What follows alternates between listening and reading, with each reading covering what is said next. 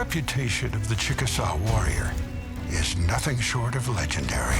The warrior culture and spirit of Chickasaw society goes back to before the beginning of recorded written history, but was first documented when Chickasaw warriors engaged and defeated Spanish explorers almost 500 years ago.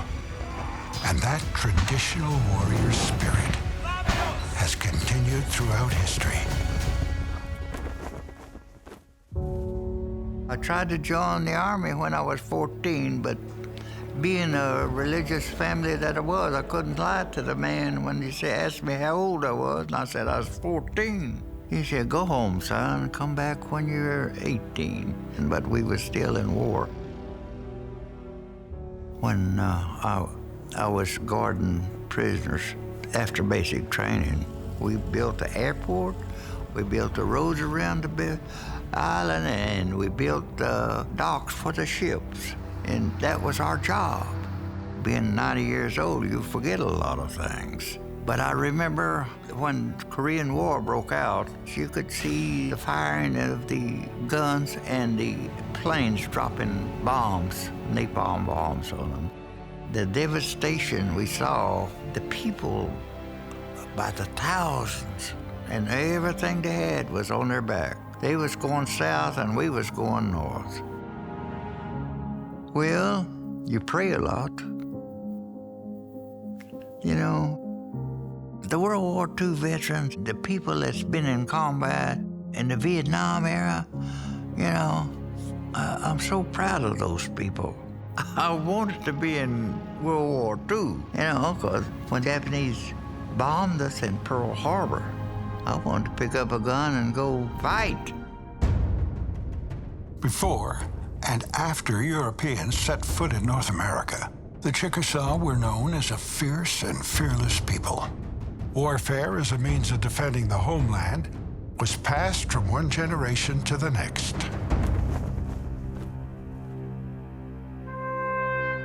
My great-grandpa was Isaac Underwood, World War I veteran. My grandpa was C.D. Underwood, World War II. And my father, Cecil Underwood, a Vietnam-era veteran. My grandfather was in World War I, Isaac Underwood. He was an original enrollee. All of my dad's brothers all served. They were war heroes.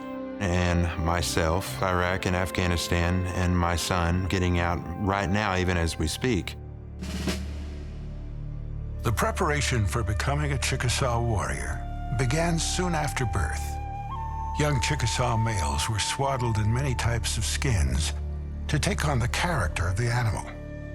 For example, a panther skin was thought to instill a fierce spirit into the baby. As soon as they were old enough to learn to use weapons, they were trained by the elder men in the use of bows and arrows and blowguns.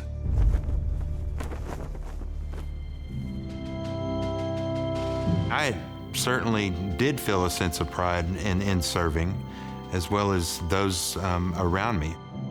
The people that I served with, I will go to the ends of the earth for, as well as them for me.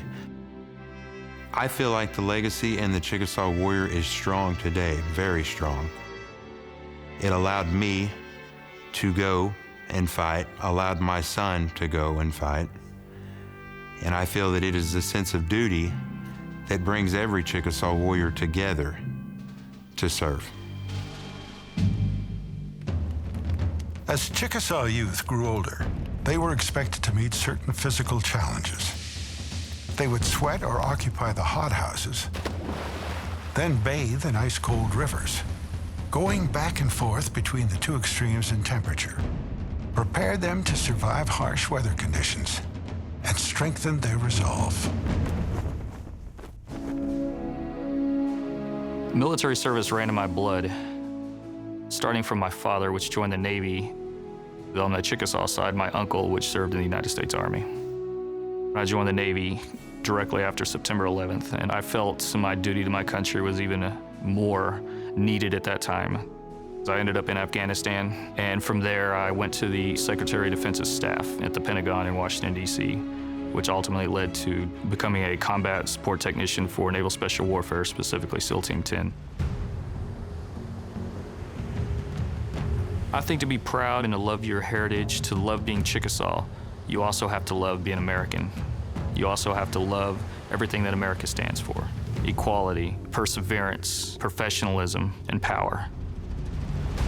And the sacrifice that's made is not just for my family, but for future generations, so that they have something to be proud of and can look back at and see that their father, grandfather, great-grandfather did something worthy of the nation. I want them to know that their father is a good person, first and foremost, but also feels that he has an obligation to the country, to be a citizen, to live in this freedom, and to love this nation. Anything worth having is worth dying for. The military and the country owes me nothing. I owe it everything. Historical accounts depict the determination and sheer will of the Chickasaw people, who were significantly outnumbered 5 to 10 times by other regional tribes. But the Chickasaw still controlled a comparable landmass, a profound testament to the tenacity of Chickasaw warriors and the military prowess of Chickasaw culture.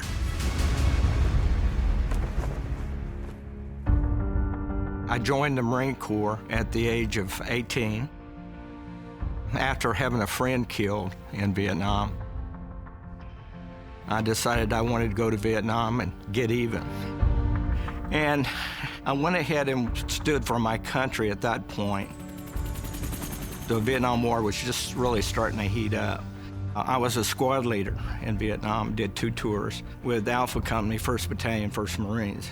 And we were in battles up at Way City, Chickasaw, the Tet Offensive in 1968. We were often outnumbered by hundreds or thousands even in some of the battles we were in. But like the Chickasaw Nation, we never lost a battle. The 1st Marine Division never lost a major battle. And I always was proud of that because I know that the Chickasaws were unconquered. The Chickasaw inspired each other on a daily basis, and their determination in tracking down enemies or recovering captives is legendary. History shows us Chickasaw warriors did not quit. Defending their tribal brothers was an ingrained part of their culture.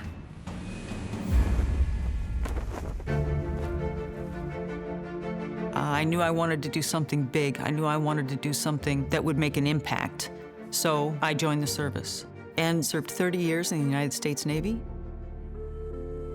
The Chickasaw warriors are an inspiration. I felt a drive to serve the Navy and to get into law enforcement. I think that goes in spirit with the Chickasaws because they're females, were fearless. They had so much to protect and they had so much to lose. They cherished elders. They cherished children. Protecting those was something that they were going to do and lay their lives down for it. When I think about the Native American contributions to the wars, specifically World War II, the Code Talkers allowed us to win that war. And even during that period of time, there were many in the U.S. and many in the service that were not accepting of the Native American Indians. Through the Veterans of Foreign Wars, I assist other veterans with their disability claims. I take great pride in that. I love the opportunity to help other veterans. I can't trade that feeling for anything. I still want to be on the forefront. I still want to be walking a path that others can follow. And I still want to inspire.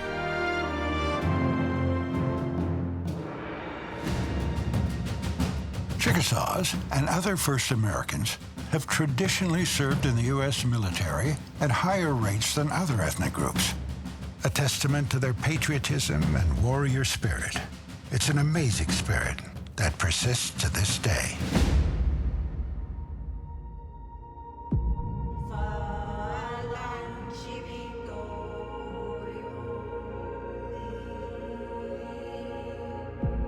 Prior to removal, some Chickasaw women would occasionally accompany the men in war parties. These women would sing songs during the combat, inspiring the men to even greater exploits of courage and bravery in battle against enemies. Chickasaw women were as fearless and undaunted as the men. I wanted to be a part of something bigger than myself, and that's the truth. Just to help people, to serve. So I joined the Army as an MP. I had to convince people that I could do it, but I had a lot of champions behind me, drill sergeants and sergeants. It's all in the element of surprise, is what my sergeant told me. It's not about your size, it's the element of surprise. My dad and my uncle gave me a hard time about being the hatchet women, but yes, they weren't afraid to step up. They had that warrior spirit, and I believe we still have that warrior spirit in us. It's innate. And so I served in intelligence for several years while I was in nursing school, and then once I graduated, I became a flight nurse in the Oklahoma Air Guard. You're the one that's standing beside them, giving them comfort and letting them know that they're going to be okay and that you're going to get them home and that you're going to take care of them and you're not going to leave them. And they don't have to be afraid. And to be a Chickasaw, there's no greater honor than to be allowed to do those things. The military and the Chickasaws, the tribe, is all about who you're serving and the mission and the person standing next to you. That's what it's all about. When I look back at Chickasaw women and I see the hardships they endured and the strength and the courage that came from within, yes, that inspired me to be a warrior and to be in the military and to be a part of this tribe and continue that spirit, absolutely, and pass it on to the next generation. Chickasaws and other first Americans helped the European colonists learn how to fight against opposing forces, hiding behind cover, advancing in irregular formation, skirmish, and attacking the enemy at unconventional times. These are techniques that American colonists learned from first Americans, including the Chickasaws, and are what enabled the American colonists to defeat the British Army. The very birth of the United States of America owes part of its success to first American warfare tactics. I joined right out of high school when Vietnam kicked off and started going. I was working on helicopters, but they formed this new unit down in Fort Benning, Georgia, called the 1st Cav Division. So I left Fort Hood, went down to Fort Benning, Georgia, and joined up with the 1st Cav. We went all the way out to California to get on a boat. And going to Vietnam, just 10, 12 days out on the ocean, and we had our helicopter on the same boat we was on. So when we got to Quin Yon, we put the rotor heads on, fired them up, flew them off the ship there at Quin Yon, and went to Anke. And that's where the combat started, you know. And thank God I was only there 1 year. That was enough for me. I was very, very lucky to make it out. A regular routine day, 6 helicopters go out and pick these infantry guys up and take them to someplace. We would almost land. Most time we'd get right down by the ground, they'd all jump off. They had a mission to do. And a lot of times, you know, when they'd complete the mission, or if there were still some people to go pick up, we'd go get them, bring them back to where we picked them up at, go back to our base camp, and start all over again. A lot of times, like the door gunner, he'd be on one side of the helicopter and I'd be on the other. We had a big bucket of bullets, you know, machine guns. But sometimes the actual VC would be on the ground shooting back at us. We'd still land and let them guys jump off. And so I know what most of them were into. One of the people that I come acquainted with real well was one of the ones one day when we went down, let him off. And so right away, we hadn't been gone just maybe one circle. We got a call to go medevac one. I jumped out of the helicopter, ran over and got him, pulled him back up in the helicopter. That's the one guy that I knew that I called a friend. He was an infantry guy, and I met him after we got there. But he wanted to see some action, and you know, that's all he'd talk about, and he got it. First time he got to go down, he got killed. That when I did finally get to go to Washington, D.C. and see the real wall, I found his name there, and I just, I almost just choked up thinking about him. Chickasaw spiritual leaders developed elaborate strategies based on visions they had about engaging the enemy, where to find the enemy, how to best ambush the enemy. The element of surprise was extremely important in Chickasaw warfare. It was critical to surprise your enemy in that first heavy blow.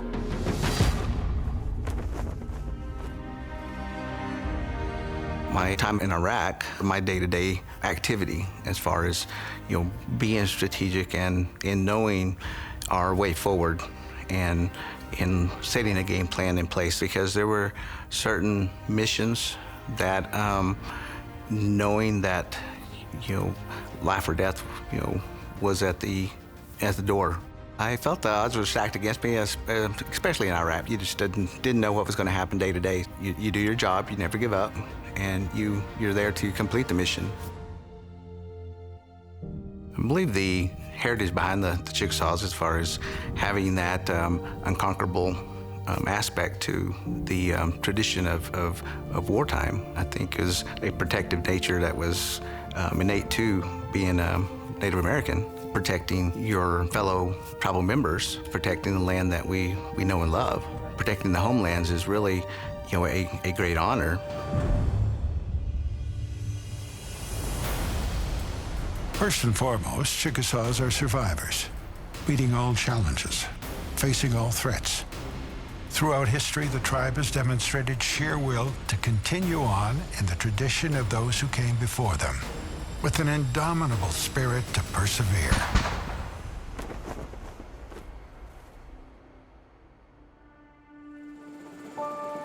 Here's how close I came the day that the pilot got shot. He was about a foot away from me, and his head was about like this, and he got shot right in the neck. And how they missed me, I don't know. It wasn't my time to go. When they shot him, the guys were just jumping off, and the co-pilot went to holler at me. He said, "Get him off the control, get him off the control." Got up there and I grabbed his arm and pulled him back. That's when I seen, where he'd got shot.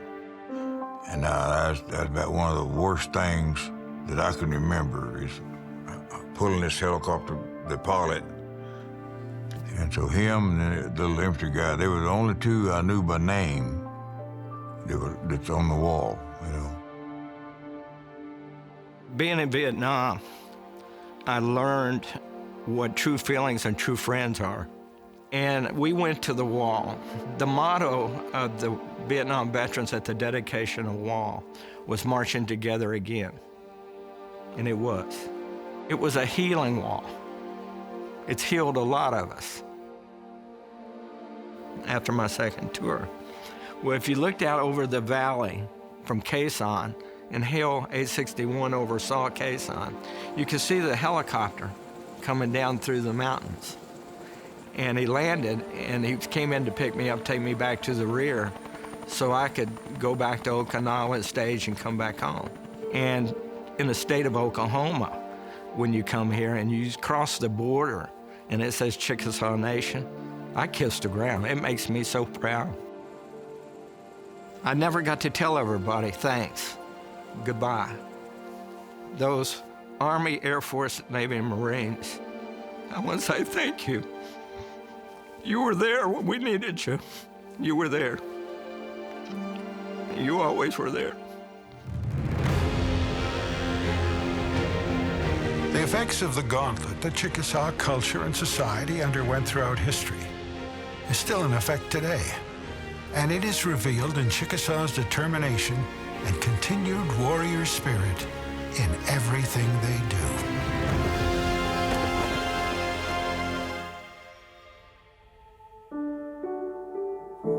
I'm really proud of the Chickasaw Nation, and what they have done is it just staggers my mind. The Chickasaw Honor Guard is available for any Chickasaw citizen that was a veteran. And it's a good way to give back and to help other people to see the pride that we have as a tribe. I just think that the Chickasaws have really done an amazing job by helping us to feel we are wanted and appreciated within our community. I think that it's wonderful that they have built this building and have created this society and want the Chickasaw people to know about the citizens and the warriors that have served. I love my country. I can't thank the governor and lieutenant governor enough for what they have done for the veterans. I would go back in a minute, my country called. My tribe, same way. I would do it all over again. The scars, the emotions, the men I lost. It hurts, but I'm proud. I'm Chickasaw proud.